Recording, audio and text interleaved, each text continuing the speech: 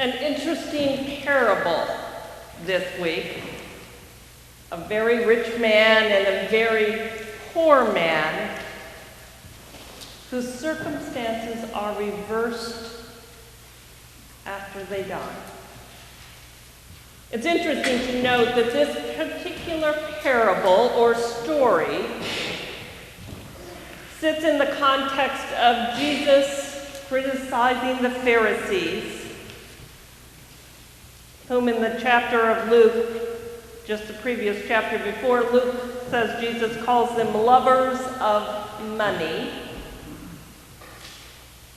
But I think the parable speaks not only of them, but I think it extends to Luke's readers. That would be you and I. And it's a warning. Perhaps not anything like a parable, but a warning of what there is and the dangers that do come from blinding wealth. So we have the rich man and we have Lazarus. Now, don't get confused, because automatically you might be like me and think, well, is this the Lazarus with the brother of Mary and Martha, who was good friends with Jesus? Scholars, not sure, but think probably not. And Lazarus is a pretty common name. But it is interesting that this person is named, because oftentimes they wouldn't be. Anyhow, the rich man and Lazarus lead two totally opposite lives.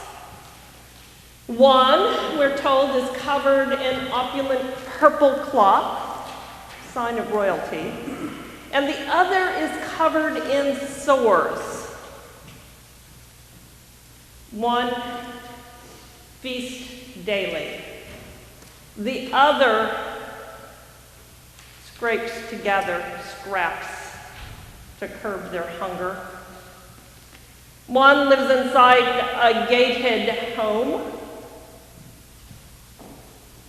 The other lies outside that gate. One receives dignity in burial according to the custom. The other is carried off to be with Abraham. They live close to one another, perhaps visible through that gate. And after death, their positions are completely reversed.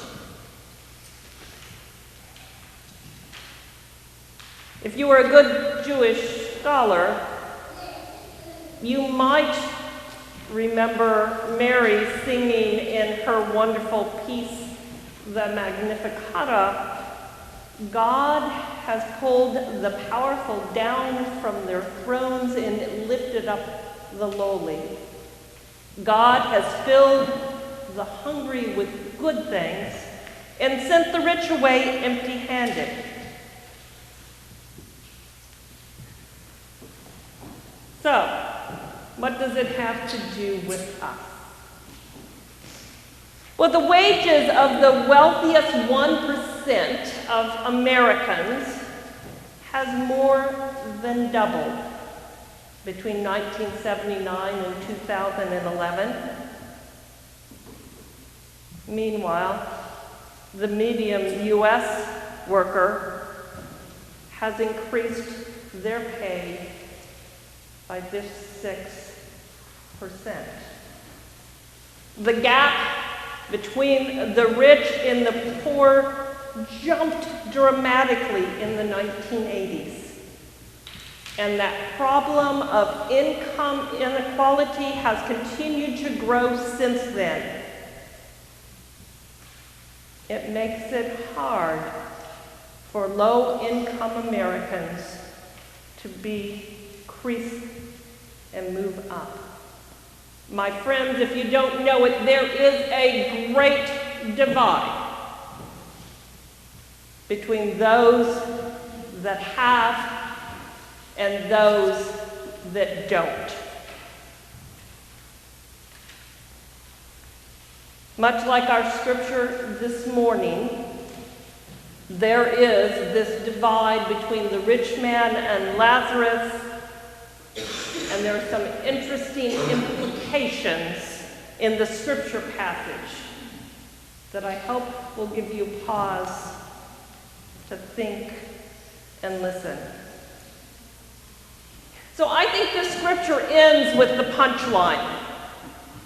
The rich man said, "I beg you, Father, send Lazarus to my father's house.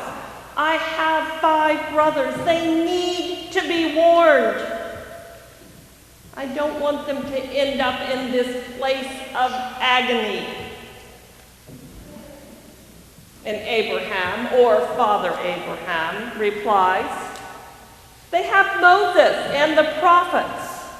They must listen to them."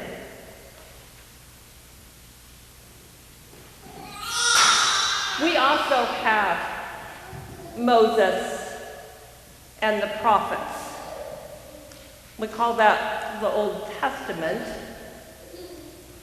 And I thought we might want to listen to some things that Moses and the prophets say this morning. The law of Moses says, if one of your neighbors becomes poor and cannot support themselves, help them. The same as you would a visitor or a guest, so that they can still live in your neighborhood. The prophet Isaiah says, "This is the kind of fasting I'm after, to break the chains of injustice, get rid of exploration, free the oppressed, cancel debts."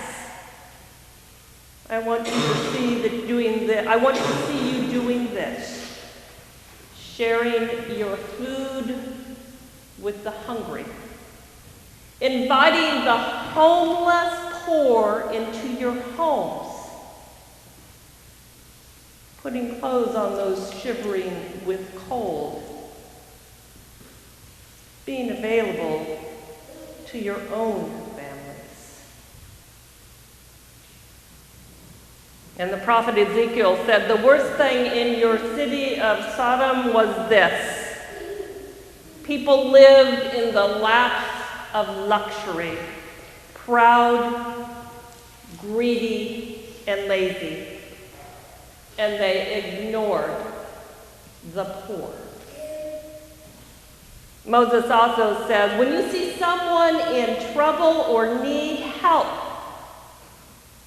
don't look the other way. Don't pretend you don't see them. Don't keep a tight grip on your purse. No. Look at them. Open your purse. Lend whatever and as much as they need. Don't count the cost. Don't turn aside and leave your needy neighbor in a lurch, refusing to help them. The prophet Zechariah says, God's message hasn't changed. God said then and says now, treat one another fairly. Love your neighbor. Be kind to one another. Don't take advantage of widows, orphans, visitors, and the poor.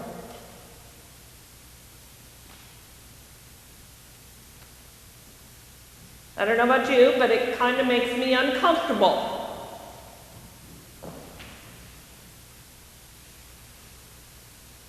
The rich man continues, "No, Father Abraham, if someone from the dead goes to them, like a ghost, they will change their hearts and live." Now, I'm not sure about that part either.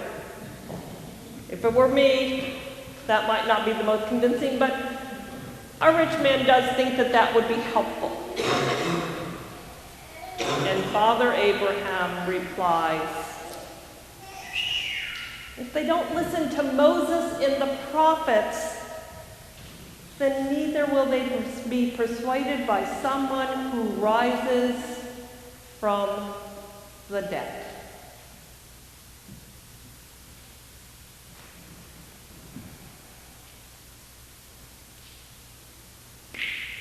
This is an interesting story because Jesus never implicitly states why the rich man has received his torment.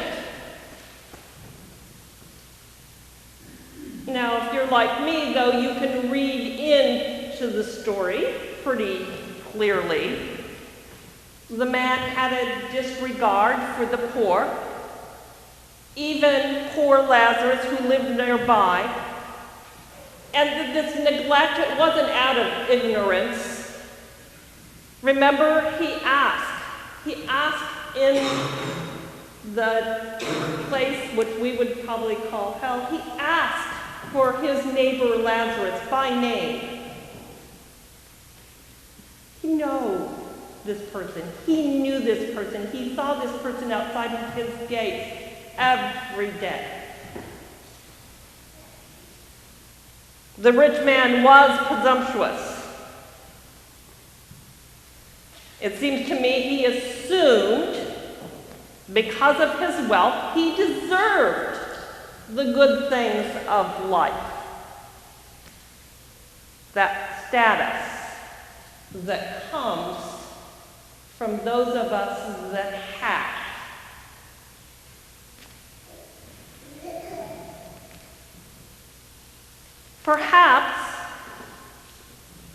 Perhaps it was